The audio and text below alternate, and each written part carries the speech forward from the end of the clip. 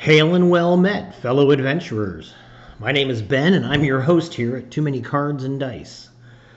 As might be imagined, we have another EDH deck tech. Tonight, it's Sygg River Cutthroat. And I picked this guy for his colors and as part of a grand experiment. But before I tell more about this experiment, I like him because of his ability. He is draw in the command zone, and the best part is I do not have to actually deal the damage. Any opponent can force the life loss there, and then I reap the benefits. All told, it's pretty cool. Now, I built this deck several years ago in an effort to make this card actually work. Neverending Torment is a sorcery, clocking in at black 4. Search target player's library for X cards, where X is the number of cards in your hand, and then remove them from the game. Then that player shuffles their library. So you get to go digging out your opponent's cards and exiling them. The drawback is, and why this card is so challenging to use, is because it has epic. There's an epic spell in each of the colors. For the rest of the game, you cannot play spells. At the beginning of each of your upkeeps, copy this spell, except for its epic ability. You may choose a new target for the copy. Now, I need to let you know that if you can somehow get additional upkeeps, or say through the Blue Enchantment Paradox Haze, which unfortunately I did not have when I built the deck, but it's very much on the maybe board in the deck list that I will share below. Or you copy this with one of the blue versions of Fork. And of course the name escapes me. And that's all right. But you can possibly have multiples of these going off of one casting. So the challenge becomes how to draw cards in black and blue without casting spells. Because the whole point is to keep your hand very, very full. That said, along the way, as part of my plan, I end up killing lots of creatures. And at the time, I had this small, tiny Revel and Riches enchantment, which turns out to be now kind of a pricey card. But it works out because of how the deck wins, or at least how people have won against me while using it. Which is the death of creatures. Creatures that I don't even necessarily have to kill. Now, before I go much further, I do want to point out that one of my pet cards is in the deck, Sudden Spoiling. If you play black, and I've said this before, because this is in a couple of my decks featuring black, you should strongly consider this card if creatures are a large part of your metagame. Just saying. Now, first on my list of how to draw a card without casting too much of a spell. This doesn't really count, Baleful Strix, but it's the Delightful Blocker. And it does draw a card, but you got to cast it. That's the drawback once Neverending Torment goes off. Loyal Drake, on the other hand, once he's in play, and my commander, of course, is in play, I just draw free cards. But here we get into the meat of things. Variations on what Nine-Tail White Fox can do, which is when it deals combat damage to a player, draw a card. There are many variations on this in Magic. Some of them rummage or loot or surveil. But for my purposes, I just wanted straight up draw. So here's the start of them. Nine-Tail White Fox. Tandem Lookout. Now, granted, you got to soul bond them to something, but then they both get that ability. Stealer of Secrets. Deals combat damage to a player, draw a card. There's a theme here, and that is use obscure cards, because at the time, I was very strapped for cash. Jessian Thief. It's prowess, but otherwise, combat damage, draw a card. Scroll Thief. Combat damage, draw a card. Shadow Mage Infiltrator. Fear, which for those unaware means can only be blocked by black or artifact creatures. Deals combat damage, draw a card. And I would like to point out that while it is unlikely if Wizards of the Coast ever went back to the good old days where the winners of specific tournaments got to design a card and then get their face on the card art, that would be awesome, because we ended up with lots of really cool and innovative and useful things that way, such as Shadow Mage Infiltrator. All right, Marchesa's Infiltrator here. Combat damage, draw a card, but with Dethrone. Thieving Otter deals combat damage. Deals any damage. So if I wanted, I could run tricks in here, some type of shooting, kind of like what we used to do with Horseshoe Crab, but I don't do that in here. Dimir Cut Purse. Not only do I draw a card, the opponent discards. Shoreline Salvager. How's that for obscure, budgety goodness? He only gets to draw a card if I control an island. Luzun, Scholar General. Horsemanship. Deals damage, draw a card. Thieving Magpie. Deals damage, draw a card, and flies. Thassa's Emissary. Deals damage, draw a card, or combat damage. But it also has Bestow, so I can get 2 uses out of it. Deadeye Brawler. Death Touch, Ascend, and then once you have City's Blessing, boom, drawing cards. Sturmgeist, which is a silly card with... the art is nothing to write home about. But for 5 mana, you get a flying, card drawn, big monster, because you're going to be holding cards in hand, as you'll see. Diviner Spirit. I've tried to find a home for this in many decks over the years since it showed up in one of the first Commander decks. But it always comes out, so I made a point to run it in here. Broodbirth Viper. Myriad. Combat damage to a player, draw a card. In theory, you get a couple cards out of this guy from his tokens. And now I just have 2 blockers because they're really very solid. Fogbank. Cheap and hard to kill with combat damage. And Vampire Nighthawk. Flying, Death Touch, Lifelink. Not exactly a pet card, but very much a staple in most of my black decks. Alright, that done. We have some auras and enchantments. We have Curious Obsession. It gets a little bit bigger, lets me draw a card. It does force you to attack every turn, but that's the whole point of my deck. Now I've got 3 lovely enchantments. I've got Coastal Piracy, which gives all my creatures the option to draw. Bident of Thassa, which does the same.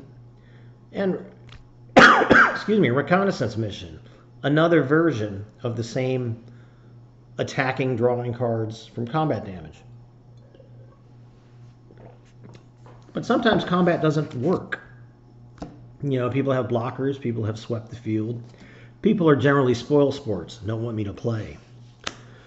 So I've got this monster, Tower of Fortunes. There's actually 5 towers. It's part of a set.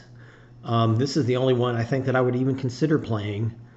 And honestly, in most decks, it's not all that great. You pay 4 to get it, and you pay 8 and tap it to draw 4 cards. But in Magical Christmas Land, and I've seen this happen, believe it or not, with Neverending Torment in play, drawing 4 cards a turn actually helps.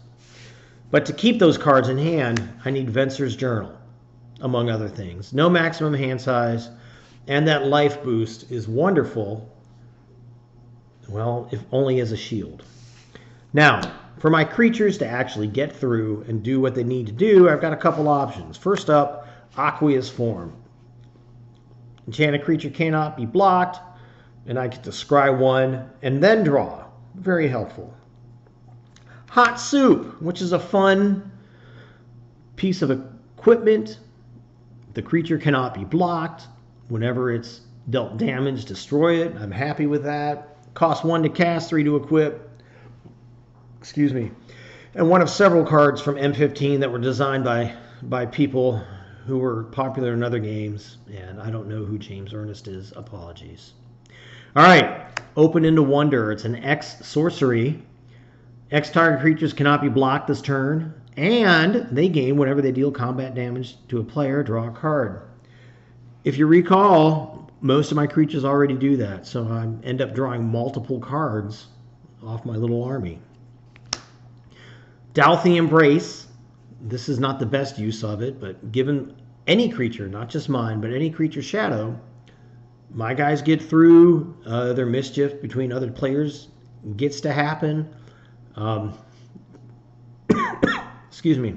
As might be imagined, this works best alongside things with Infect, but you know, I'm not doing that with this deck. Whisper Silk Cloak. Haste. Sorry, wrong one. That's the Greaves I'm thinking of. Cannot be blocked and has Shroud. 3 to cast, 2 to equip. Pretty neat art. And I'm really not targeting any of my creatures with anything. So I really don't care that it has Shroud. Bluster Squall. And of course, I would only ever pay it to overload. It taps all creatures that I don't control for 4, or I just pay 1 in an emergency and I tap 1 creature I don't control. Then I have blockers, or all the blockers are removed. I get through, I draw my cards. Ensnare. I may return 2 islands to my hand instead of paying 4 mana. Tap all creatures. Unfortunately, you got to watch the timing on this because it taps yours as well. So this is definitely one of those at the end of your turn cards. Then, for unblockableness, we've got Keeper of Keys. This 5-drop is a human rogue mutant out of one of the conspiracy sets. And he has Monarch. And I think that's extra fun because this deck just likes to swing. So I should, in theory, get the Monarch back. Anyhow, at the beginning of your upkeep, if you are the Monarch, creatures you control cannot be blocked. And then you probably expected Rogue's Passage, and you would not be wrong. And now I've got some instants, just to keep me alive long enough to cast Neverending Torment. I've got Negate, and Counterspell. That's my favorite art of all the counterspells, I believe, from ye olde Ice Age. I've got Rewind, because the untapping is fun, even though it costs 4. And then I have something that I stuck in here to go along with the Revel and Riches, which is Spell Swindle. 5 is a lot to hold up, but in theory, you get a bunch of treasure tokens. I've played this several times over the years. I've never actually cast Spell Swindle, so I don't know if it actually works. But moving on. Innocent Blood. It turns out killing your opponent's creatures is a fine way of getting rid of blockers. Same goes with Tragic Slip. Go for the Throat.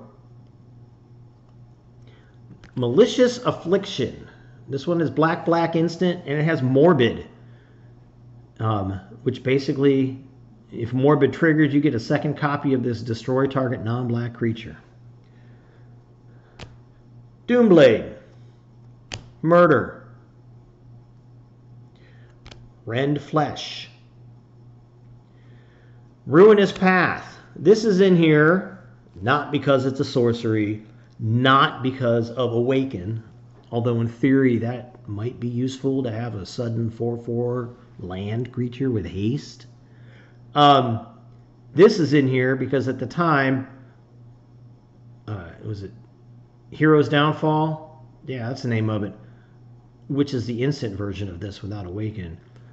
It was more pricey than I could afford. This is well before it got reprinted into the dirt. So I needed it for a better deck, and so Ruinous Path went in. Silence a Believer is Exile with Strive. Aether Snap is a solid sorcery. For counters, on permanents and exiling tokens. Depending what you need, it's got it. Next up is Far and Away.